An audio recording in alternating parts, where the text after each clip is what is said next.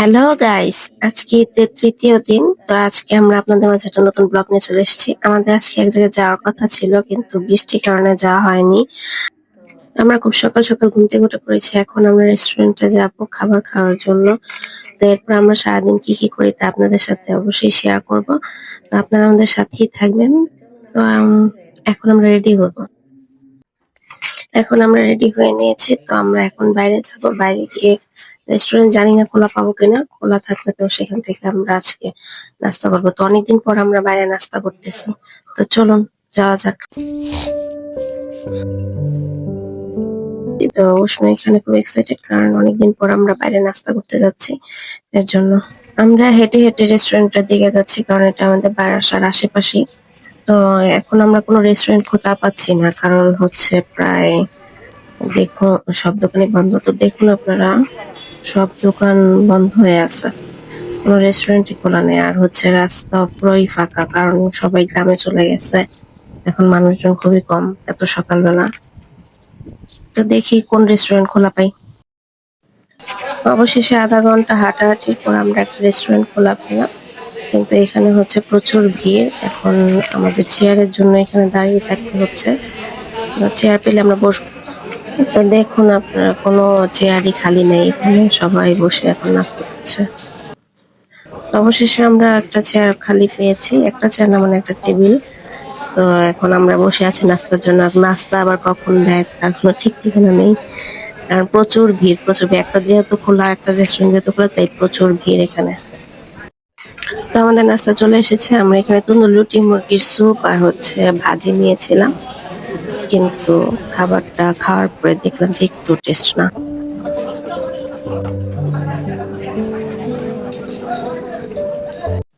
তো আমরা এখন চা নিয়ে নিয়েছি, দেখি চাটা খেয়ে কেমন। হ্যাঁ, চাটা খুব টেস্ট, চাটা খুব ভালো হয়েছে। তো আমরা এখন রেস্টুরেন্ট থেকে বের হয়ে পড়েছি। তো এখন আমরা বাসায় যাব। খাবার দাবার খুব একটা ভালো ছিল না। তো এখন এই অল্প কিছু খাবারের বিল 300 টাকা হয়ে গেছে। এখন আমরা বাসায় যাওয়ার পথে এক কুকুরছানা আমাদের পিছু নিয়েছে। তো এখানে ওরে অনেক কষ্টে এখান থেকে ছাড়ানো হয়। এর প্রশ্ন, এখানে কতগুলো ছাগল দেখে ছাগলের সাথে খেলা শুরু করে দিয়েছে। দেখুন, খেলা করছে ওদের সাথে। এখন আমরা বাসায় চলে এসেছি। তো বাসায় এসে যে এখন রান্না করবো এবং অন্যান্য কাজগুলো সেরে নেব।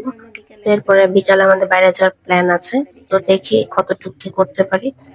আর একটু পর রান্না শেষ করে আমরা খাওয়া দাওয়া, লাঞ্চ শেষ করে নেবো আর কি। এখানে উষ্ণ বাবা আমাকে হেল্প করে দিচ্ছে, আর তরকারি কাটার কাজে হেল্প করতেছে। আর উষ্ণর আর কাজ কি, ও এখানে বসে বসে মোবাইল দেখতেছে। গাইস, ওর উষ্ণ উষ্ণ বাবাকে সাজিয়েছে। সুন্দর হয়েছে না? কেমন লাগছে আপনি অবশ্যই কমেন্ট করেন।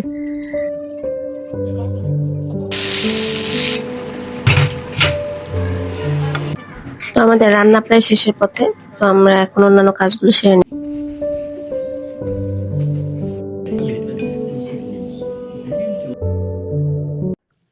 এখন লাঞ্চ শেষ করে পরে আমরা বাইরে যাওয়ার প্ল্যান করবো আর কি। গাইস, এখন প্রায় সন্ধ্যা হয়ে গেছে।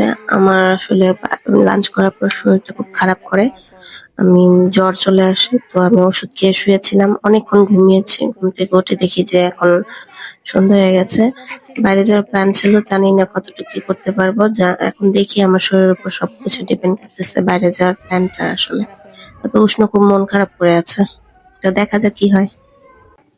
অবশেষে অনেক জল্পনা কল্পনার পর আমরা সিদ্ধান্ত নিয়েছি যে আমরা বাইরে যাবো। তো আমি এখন এখানে রেডি হয়ে গেছি, একদম রেডি হয়ে আপনাদের সাথে কথা বলতেছি, কারণ অনেক সময় নষ্ট হয়ে গেছে। তো চলুন যাওয়া যাক। এটা হচ্ছে ইনডোর প্লে গ্রাউন্ড। তো এখানে অনেক বাচ্চারা আসে খেলার জন্য। তো উষ্ণ এখানে প্রায় আসে। তো এই জন্য ওকে এখানে নিয়ে আসা হয়েছে, যেহেতু সময় অল্প। অন্য কোথাও গেলে হয়তো সময় কুলানো যাবে না, এই জন্য এখানে চলে আসছি। উষ্ণ এখানে বসে বসে খেলছে, আর আমি বসে বসে মাছি মারছি, কিছুই করার নাই। অবশেষে অনেক পরিশ্রম করে আমরা প্লেগ্রাউন্ড থেকে বের হয়ে আসছি। তো এখন আমরা বাসায় যাব। গাইস, এখন আমরা বাসায় চলে আসছি। তো আমাদের সারাদিনের ব্লগটি আপনাদের কেমন লেগেছে তা অবশ্যই কমেন্ট করেন, এবং লাইক, শেয়ার, সাবস্ক্রাইব করে আমাদের সাথে থাকেন। টাটা।